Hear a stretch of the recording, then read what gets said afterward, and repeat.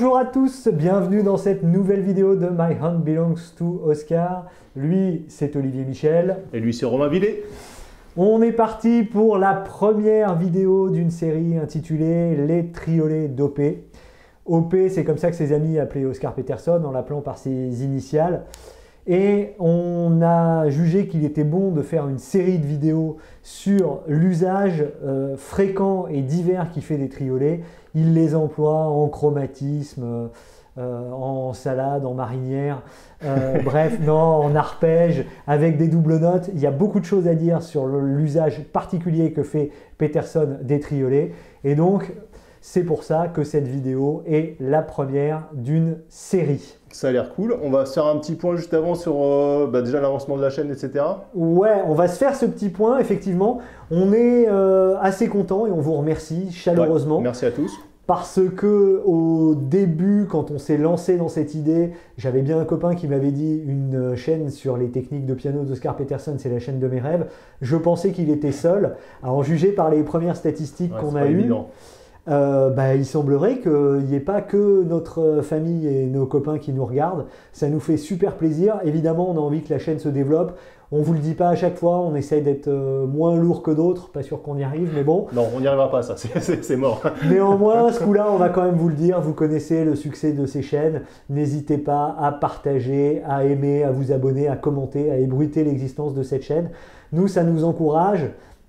Plus il y a de monde, plus on est content. Et puis ça nous confirme que ce choix qui était un petit peu audacieux de faire des formats plutôt longs, pas de short ici, de ne pas vous donner de transcription qu'on vous jette en pâture sans vous expliquer comment s'en servir, et puis mêler des éléments techniques et historiques, vos commentaires en attestent. A priori, c'est plutôt quelque chose qui a trouvé son public et qui vous séduit. On en est ravis, on vous remercie. Cela dit, on n'a pas non plus le nombre de vues de Taylor Swift. C'est pas encore riche avec la chaîne, ça va venir. Non, ça va peut-être venir.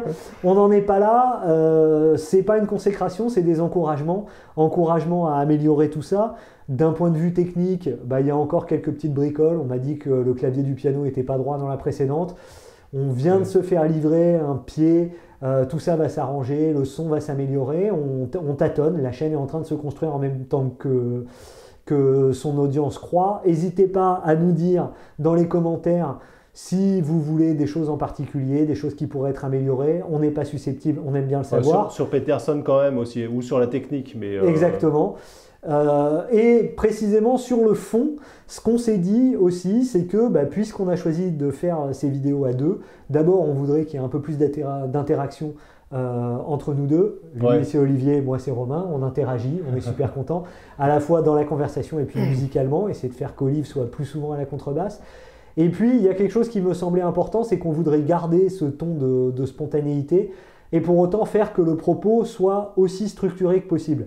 Pour ça, on a décidé d'utiliser dans ces vidéos une technique que j'utilise moi depuis longtemps, quand je travaille sur un plan que j'ai ramassé chez un des pianistes que j'aime. Cette méthode, je l'ai rebaptisée pour la circonstance, la méthode MHBTO, et on va dorénavant l'utiliser dans toutes les vidéos. Ouais, il va falloir peut-être un peu expliquer le MHBTO. Alors, MHBTO, effectivement, c'est une méthode, quand on utilise un plan, je vous le fais en 1 minute, méthode qui ne permet de rien négliger quand on reçoit un plan. Le M, c'est le M de mélodie. On étudie la mélodie du plan. Le H, c'est harmonie, le contexte harmonique. Le B vient de butiner. Essayez de voir où est-ce qu'on l'a trouvé, dans quel morceau. Oui, avec ce doigt-là, c'est un peu moyen, je sais. Le T, c'est à la fois la technique et les questions de time, de tempo. Et le O, c'est comment mettre en œuvre ce plan. Donc, comment devenir un ouvrier, comment travailler ce plan-là et comment ouvrir de façon à ce qui fonctionne ailleurs. J'avais dit que je le faisais en moins d'1 minute. Je crois que j'ai réussi, mais on avait dit pas de short. Normalement, on faisait pas de short. Ok, bon, pas de short. Mais une méthode. Pas de short, mais une méthode qu'on va vous mettre en œuvre tout de suite.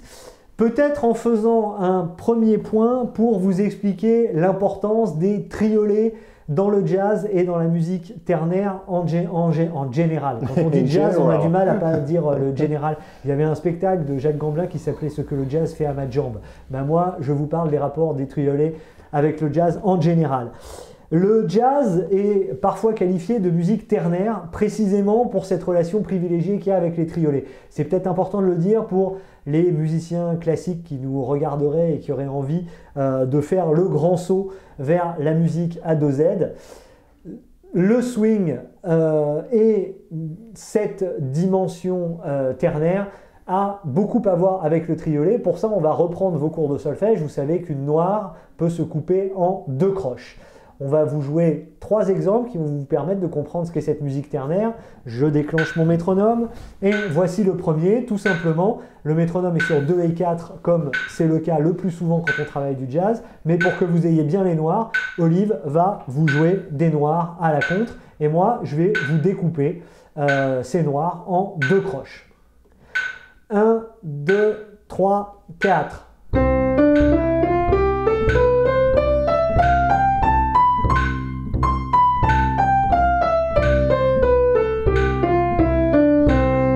Jusque-là, personne n'est perdu. Vous avez un temps qui est coupé en 2 croches. Ce qu'on appelle une approche ternaire, c'est on va continuer à couper ces noirs en 2, sauf qu'au lieu de jouer à l'intérieur de ce temps 2 croches égales, eh bien, on va en fait couper le temps en 3 et on va faire que la première de ces notes occupe les 2 premières croches du triolet et on va jouer la deuxième note, donc celle qui tombe en l'air, dit la terminologie habituelle, et ben elle va tomber sur la 3e croche du triolet. Donc 1, 2, 3, 1, 2, 3, 1, 2, 3, 1. Voilà, le même exemple en appliquant cette formule-là. 1, 2, 3, 4.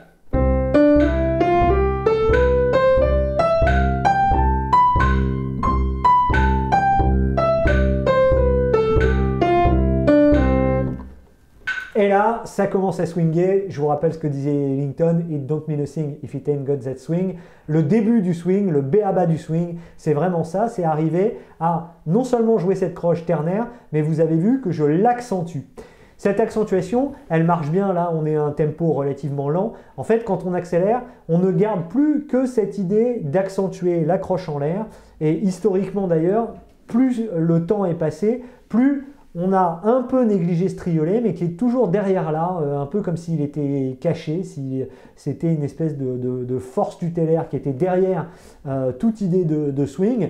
Il y a certains musiciens contemporains qui ont divisé le temps en 2, mais qui ont gardé cette idée de la 3e croche du triolet accentuée, mais comme ils le divisaient en 2, bah eux, ils ont juste accentué la 2e croche, celle qui est en l'air, ce qui donnerait avec le même exemple à peu près ceci.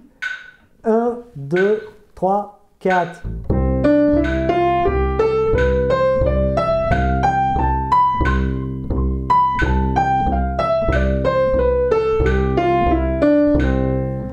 Vous voyez bien la différence, je pense, entre ces 3 manières. Alors, en fait, le swing est quelque chose de très personnel. Chaque musicien swing à sa manière. Certains en accentuant plus le côté ternaire, Peterson a un swing très ternaire, d'autres en accentuant plus l'accentuation de l'accroche en l'air, mais qui est découpée de manière un peu plus binaire. Et puis ça dépend du contexte, ça dépend des gens avec qui vous jouez, ça dépend du tempo auquel vous jouez.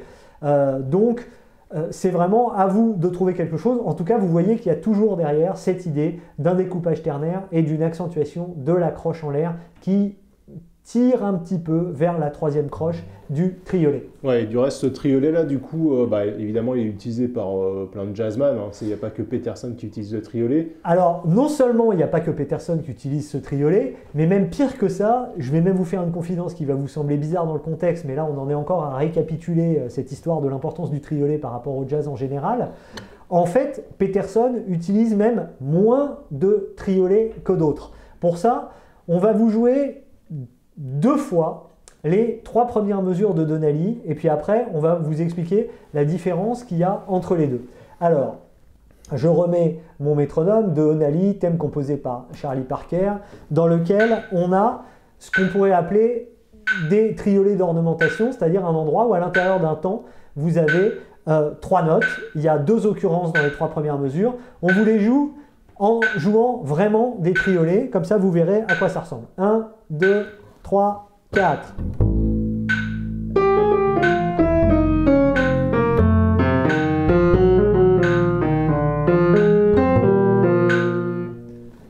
Voilà, vous avez vu, triolet, croche, croche, et puis triolet, croche, hein. Donc là, on est vraiment sur des triolets, 1, 2, 3, 1, avec un découpage véritablement en triolet. Ça, c'est ce qu'on peut appeler des triolets d'ornementation. Et bien, Peterson, bizarrement, qui emploie tellement de triolets que je trouve que ça vaut le coup de lui consacrer une série, dans ce cadre-là, pour les ornementations, il utilise assez peu de triolets. Peterson, il préfère une autre formule qui en fait est bizarrement plus ternaire encore et plus dynamique à mon avis. Quand il doit jouer ce genre de choses, Peterson joue bel et bien une croche, la première, qui dure en fait les 2 premières croches du triolet, et sur la 3e croche du triolet, il met 2 doubles. Un bout de son vaut mieux qu'un long discours, on va vous faire entendre à quoi ça ressemble et vous allez voir la différence. 1, 2, 3, 4...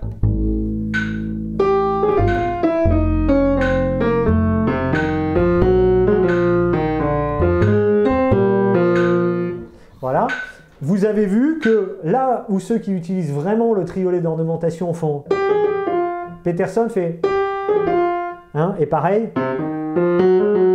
Peterson lui ferait plutôt,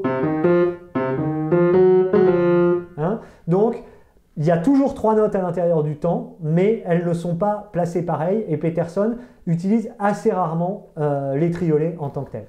Mais ça, c'est pour les triolets d'ornementation. Et du reste, ce que je vous ai dit de la manière dont on place les triolets et les accents, non seulement ça dépend de chacun, mais Peterson en fait déplace beaucoup ses accents. Petit teaser pour une prochaine vidéo, il déplace ses accents notamment pour faire apparaître ce qu'on appelle des phrases cachées. Ça nous vaudra une vidéo complète. Peterson, il y a plein de moments où il met l'accent sur le temps fort pour des raisons dont on aura l'occasion de parler dans une prochaine vidéo. J'ai dit qu'aujourd'hui on avait le droit de le dire. Abonnez-vous, mettez des pouces. Enfin bon, vous connaissez l'histoire. Si vous ne voulez pas la rater, celle-là et les suivantes. Voilà, on aura l'occasion de reparler de ces phrases cachées avec le système d'accentuation de Peterson. On va peut-être se relancer sur le MHBTO. Eh ben, on va se relancer sur le MHBTO pour arriver véritablement dans le cœur de ce qui va nous occuper aujourd'hui. Le mieux, c'est peut-être de vous expliquer que Peterson, qui utilise peu de triolets ornementaux, il les utilise énormément pour doper son jeu. C'est à ça que servent les triolets dopés. Ah ouais. Les triolets dopés. Vous les avez. Ouais. Mettez pas de pouce sur le... Si, il y a quelqu'un en commentaire qui m'a réclamé des jeux de mots. Donc maintenant, je me permets de faire des jeux de mots. Ah ouais. Effectivement. Ça, vous n'auriez pas dû ça. C'était une erreur. En fait, Peterson n'utilise pas de triolets d'ornement. Il les utilise comme des espèces de fusées qu'il lance au milieu de ses phrases et qui les dynamise. On va vous donner un exemple. Alors, c'est pas une phrase de Peterson, mais ça ressemble à ce qu'il pourrait faire. Je vous mets un métronome pour que vous voyez le principe. 1, 2, 3, 4.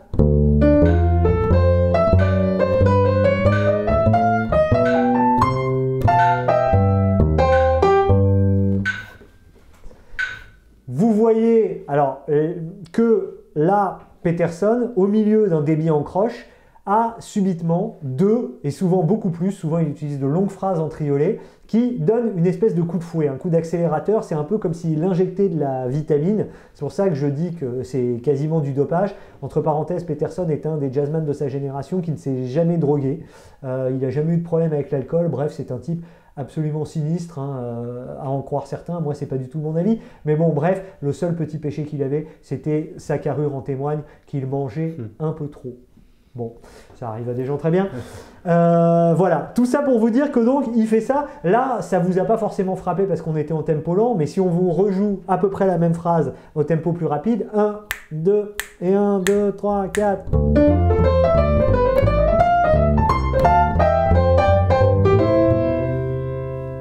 Vous voyez que là, le coup de fouet, on l'a véritablement. Et bien c'est précisément ce plan-là qui va nous occuper. Alors, mélodiquement, qu'est-ce qui se passe ici? On est toujours au M de MHBTO. Et bien ce M, en fait, c'est tout simplement une gamme chromatique. Et si vous jouez une gamme chromatique en triolet, vous parcourez 6 demi-tons. 1, 2, 3, 4, 5, 6, 1. Et 6 demi-tons, ça fait 3 tons, c'est-à-dire un triton, et c'est-à-dire la moitié d'une gamme, puisque vous savez que entre Do et Do, nous avons 12 demi-tons. 1, 2, 3, 4, 5, 6, 7, 8, 9, 10, 11, 12. 1, on recommence. D'accord? Donc, ça veut dire que Peterson va parcourir la moitié du clavier, la moitié d'une gamme, pardon, en triolet. Et ça, eh ben, c'est très important pour l'harmonie, j'ai envie de te dire. Absolument, le H. Pourquoi c'est important? Parce que le triton, c'est un intervalle essentiel dans la musique. Il est caractéristique de l'accord du 5e degré de la gamme. Le 5e degré, on est en Do, Do, Ré, Mi, Fa, Sol. Si je vous joue un accord de Sol, ce sera un accord qu'on dit un accord de Sol 7, accord extrêmement important. Sol, tierce sur le Si, Fa 7e. Et c'est ce triton qui demande à se résoudre. Hein, j'ai déjà dit dans une vidéo, il y a certains théoriciens de la musique qui disent l'ensemble de l'histoire de la musique, c'est de comprendre comment on va résoudre ça. Cette tension ici, le triton qui va se résoudre ici. Et donc, ce triton, vous en avez sur les accords 7 qui sont extrêmement nombreux. Le triton, il coupe la gamme en deux, ça veut dire qu'on peut le considérer en fonction des cas, soit comme une carte augmentée, Si, Do, Ré, Mi, Fa, ça fait une quinte bémol, Fa, Sol, La, Si, carte augmentée. D'accord? Carte augmentée ou quinte bémol, bah ça tombe bien, ça veut dire que vous le rencontrerez aussi sur les accords mineur 7, bémol 5. Vous le rencontrerez également dans les accords diminués, et là vous en rencontrerez même partout, on aura l'occasion d'en reparler parce que les accords diminués c'est extrêmement important pour Peterson et pour tout le monde. Si je vous joue un accord diminué, vous avez un triton là, vous en avez un autre ici.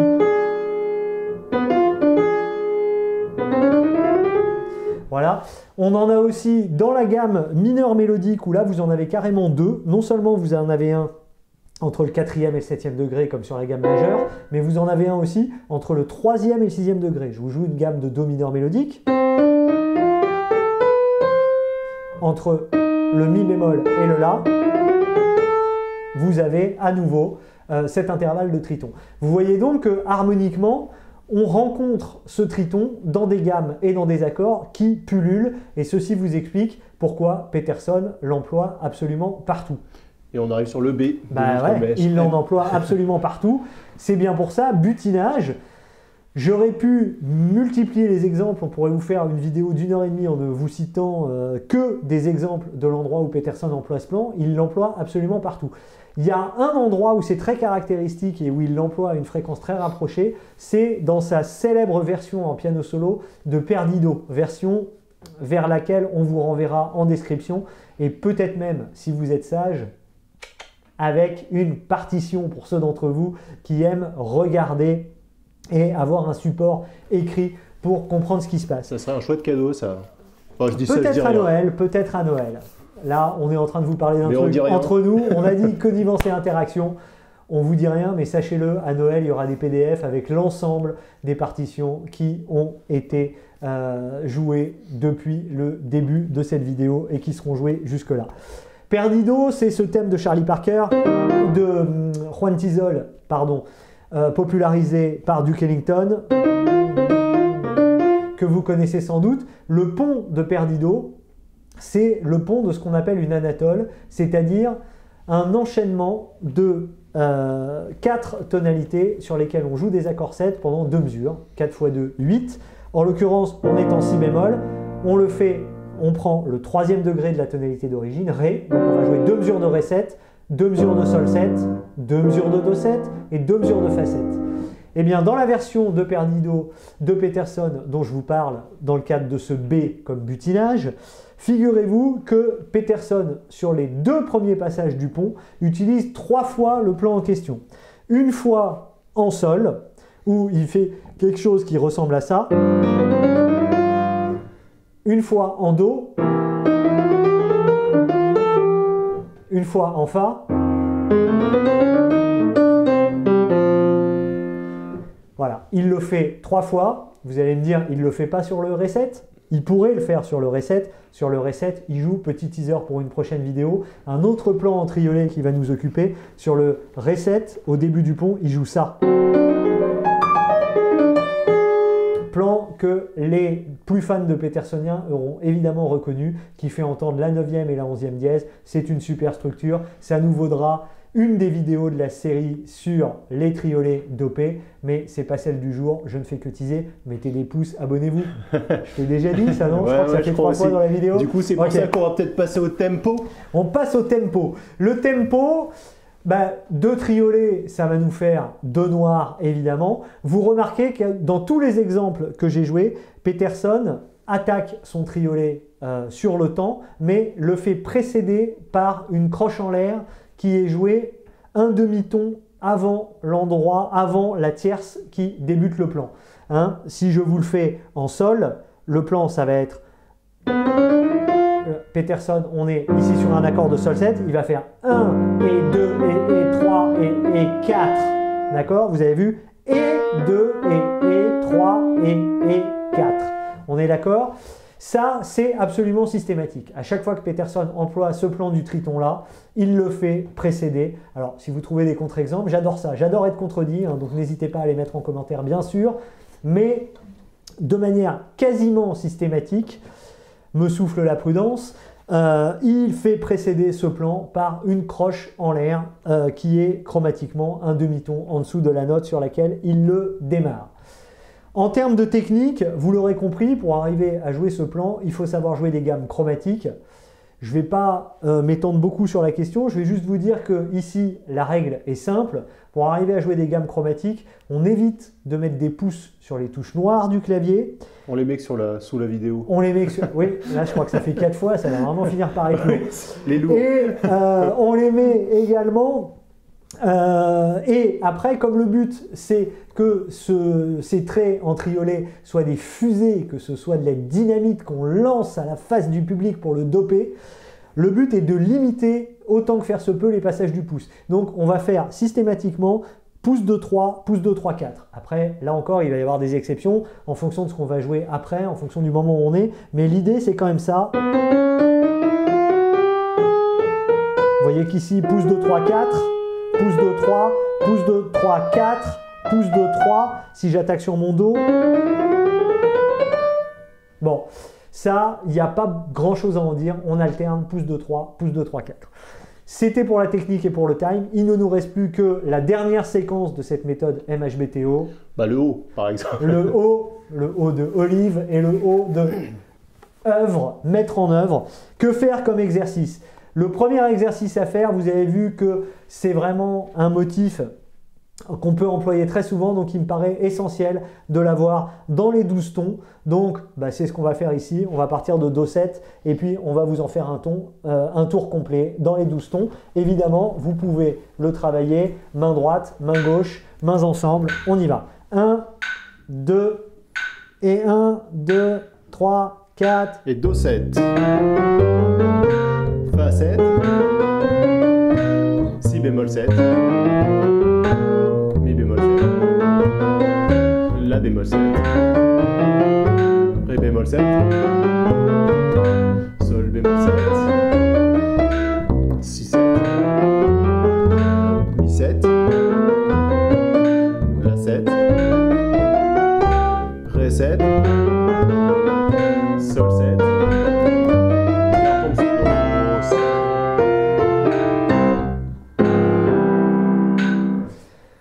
Ça, c'est vraiment le début du travail. L'autre chose, ce ne sont là encore comme toujours que des pistes que je vous donne. Et libre à vous d'être inventif sur ces exercices, d'en trouver d'autres, de trouver d'autres moyens de travailler ça avec des placements rythmiques qui soient différents. Enfin, voilà. Moi, je vous donne des pistes de travail, vous en faites ce que vous voulez. À mon avis, c'est celles qui sont essentielles. Si vous en voyez d'autres, n'hésitez pas à m'en faire part. La suite, c'est évidemment d'étendre ce plan-là, puisque je vous l'ai dit, ce plan-là, il coupe la gamme en deux, sur 2 temps. Donc ça veut dire que si vous le faites sur une gamme entière, vous allez remplir une mesure, et que donc si vous avez un 2-5 qui tourne sur 2 mesures, vous pouvez quasiment remplir vos 2 mesures avec. On vous donne un exemple, on vous joue un 2-5 en Do. 1, 2, 3, 4.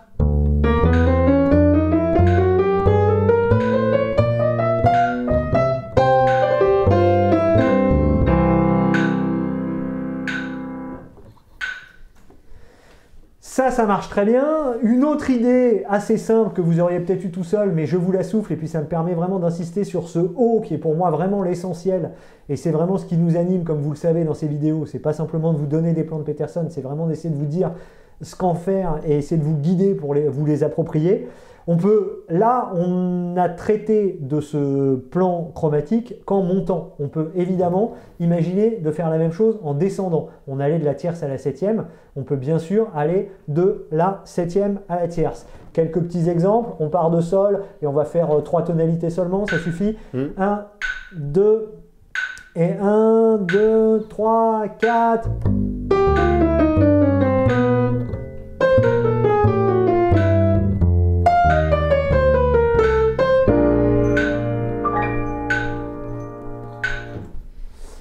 La dernière chose qui est peut-être la plus importante de toutes celles que je viens de vous dire, ce plan-là, évidemment, vous pouvez l'utiliser, vous l'approprier tel quel. Ce qui va faire toute la différence, ça va être la manière dont vous en sortez. Qu'est-ce que vous mettez derrière? Comment vous concluez la phrase une fois que vous êtes arrivé sur la septième? Dans les 3 exemples dont je vous ai parlé, joués par Peterson sur Perdido, lui, il les termine à peu près de la même manière. Il va faire cette phrase que tous les Petersoniens reconnaîtront. Il va chercher la 9e en bas pour arpéger un accord comme ça. C'est une formule, vous pouvez bien sûr la travailler. Mais le but du jeu, c'est quand même d'essayer de varier les formules en visant ce que vous pouvez faire derrière. Vous pouvez garder des triolets, viser une note. Quand vous faites ça avec la rythmique qu'on a posée, 1 et 2 et 3 et 4, ça veut dire qu'il vous reste un temps pour viser la mesure suivante. Votre résolution, par exemple sur le Do, une des premières choses, ça va être de viser, par exemple, une des notes importantes de l'accord, soit le Do, soit le Mi, soit le Sol. On vous en donne 3 ou 4 exemples, ça vous permettra de comprendre l'idée et de voir à quoi ça peut ressembler. Après, libre à vous de jouer avec tout ça. 1, 2 et 1, 2, 3, 4.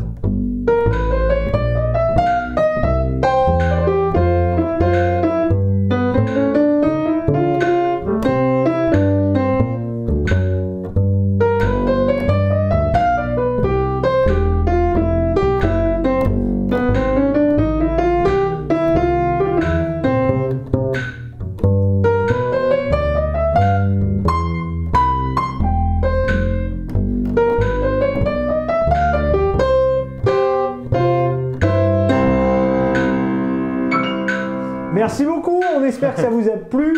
C'était la première de cette série. On se retrouve très bientôt pour la prochaine vidéo. Je peux même vous dire, on leur dit ou pas? Allez, on leur dit. On leur dit, on sait ce que c'est. Invité spécial. Un invité spécial et néanmoins surprise. On le nomme ou pas? Ah, on le nomme pas, on garde le mystère. Si, allez, on le nomme. C'est le batteur du trio avec lequel on fait le spectacle Peterson. La prochaine date pour nous, c'est le 7 décembre prochain. On sera avec lui. Pourquoi on a convoqué un batteur? Parce que, écoutez, quand il y a débat sur un débit, c'est pas débile de se battre avec un batteur. Donc, pourquoi tant de B? Voilà. Si vous voulez le savoir, venez voir le spectacle. Jeux de mots, on sait merci, à bientôt. Eh bien, merci à tous, ciao.